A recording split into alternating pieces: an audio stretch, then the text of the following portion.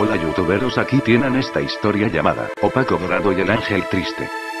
¿Cuánto daría la humanidad por descubrir que no está sola en la inmensidad y frialdad del espacio? La raza humana se uniría bajo un mismo yugo para saludar con grata mano a los que pudieran ser como ellos, o inclusive, agachar su cabeza a quienes pudieran ser superiores. En un hermoso despliegue de humildad que brota del corazón de un planeta y no de una persona. A todos les gustaría saber qué existe más allá, si hay una vida tras la muerte, lo que sucede en el último rincón del universo que se expande infinitamente. Pero nuestros ojos no fueron bendecidos para verlo, al menos no mientras aún fueran de carne. Las mordidas de gusano que cruelmente arrancan los colores de aquellos bellos cristales que nos daban acceso al mundo son la clave para verlo. Para verlo todo, y darnos cuenta de que algo existe más allá de un planeta infestado en dulce perfume de traición. A ella no le agradaba para nada tener que ir a la escuela, ni tampoco tenía la más mínima intención de tomar clases extra en cuanto acabara la preparatoria. La vida estaba solucionada con una cara bonita y un cuerpo de molde. No necesitaba más que sonreír para que todo cuanto deseaba apareciera frente a sus pies, luego tomar y responder con otra aún más grande sonrisa para destruir al que había puesto el tributo a su belleza de marfil con la aprobación de Da Vinci, la supervisión de Miguel Ángel y bien financiada por Yahvé. Pero ese día fue diferente para la chica hermosa por naturaleza, pues mientras abordaba sus sueños perfectos la muerte susurró a su oído que sería el final de sus días, y degolló su aliento con suavidad para darle un murmuro de rosas ilusorias que comprara su silencio.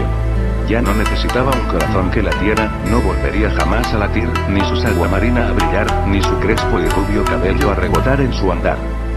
Se halló frente a uno de los lugares más bellamente construidos que pudo imaginar. Un paraje de proporciones de arquitecto y cuidado de la severa madre. Un lugar de nubes y caminos sin fin llevando a puertas de luz brillante que apenas se veían con la fría bruma que emanaba de todas partes.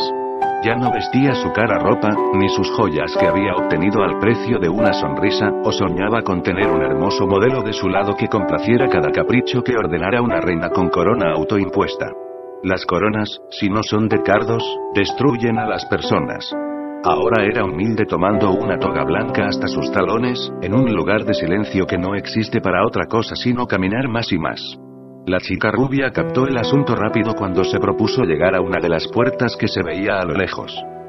Su caminar resonó como una campanilla en una sala de ecos perpetuos, pero con suavidad y la frescura que debería tener una pisada tan pequeña. Para ese momento aquella puerta de luz se había hecho más grande y la silueta de otra persona más alta, quizá un hombre, esperaba. Ese hombre le ofreció una mano cuando sus pies estaban a punto de reventar, con el aliento partido, rogando por agua. Entonces su nariz pudo oler cómo esa figura cuyo rostro no dejaba ver una luz intensa desprendía un aroma hermoso jamás antes experimentado.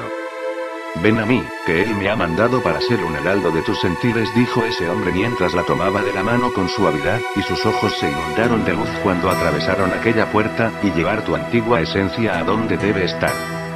Por un segundo su mente se iluminó con la idea de que era guiada de la mano por un bello ángel, y que el cielo que tanto quería conocer era ese lugar.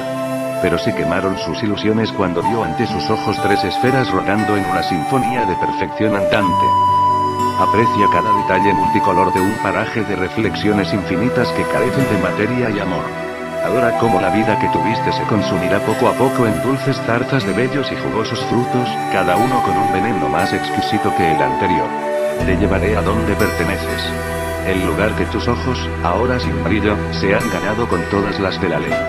Un eterno descanso para la más superficial de las musas. Así, la llevó con la delicadeza que se carga a un recién nacido, rodeándola de perfumes hermosos que brotaban a montañas de color, uno tras de otro, congelando sus cabellos rubios que se ponían opacos y carentes de vida. Pasaron junto a la primera esfera, no más grande que un balón de baloncesto.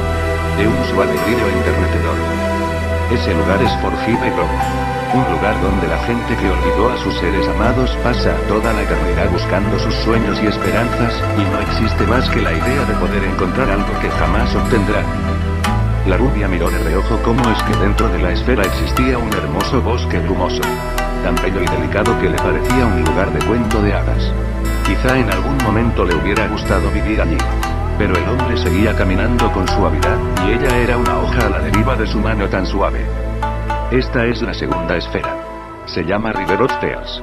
Un río infinito de aguas heladas que arrastra los corazones que algún día destrozaron los sueños y esperanzas de sus semejantes. Este es tu lugar, aquí te quedarás para siempre expiando los pecados que cometiste. Fue una tajada en su respirar cuando escuchó su destino. Esto era la muerte después de todo, esto era lo que esperaba a su joven cuerpo al final de una vida de placeres y engaños. Resignó su mirar mientras el hombre la invitaba a pasar hacia el frente, y aún así no podía ver su cara. Una luz intensa reemplazaba su rostro, emanando de su alrededor. Pero, existe otra esfera, le dijo señalando la última. Es un mundo distinto a estos dos que has visto. Solo se llega hasta él a través del bulevar de los sueños rotos. Es un lugar melancólico donde nunca nadie sonríe, nunca nadie habla, de bruma eterna donde la gente está cabizbaja por siempre en medio de una niebla fría. Todos en ese lugar están sometidos a la única regla de la tristeza eterna. Se llama Saglan, y es para los que han sido buenos en la vida pero personas de amargo corazón. El hombre tomó a la rubia en sus brazos con mucha delicadeza. Suspiró, pesadamente, palabras incomprensibles en su oído antes de ponerla justo arriba de la esfera de River of Tears. ¿Cómo te llamas? Alcanzó a preguntar con debilidad a ella. Su cuerpo comenzaba a ser succionado hacia la esfera, en forma de hilos brillantes. Sus ojos estaban apagados y perdidos, pero aún podía enfocarlos en el hombre. Él se quedó en silencio, algo parecido a un soldado que monta guardia de luto, mientras ella poco a poco era arrastrada al final de su existencia. La gente me llama de muchas maneras. He tenido tantos nombres que realmente no es adecuado recordar todos ellos.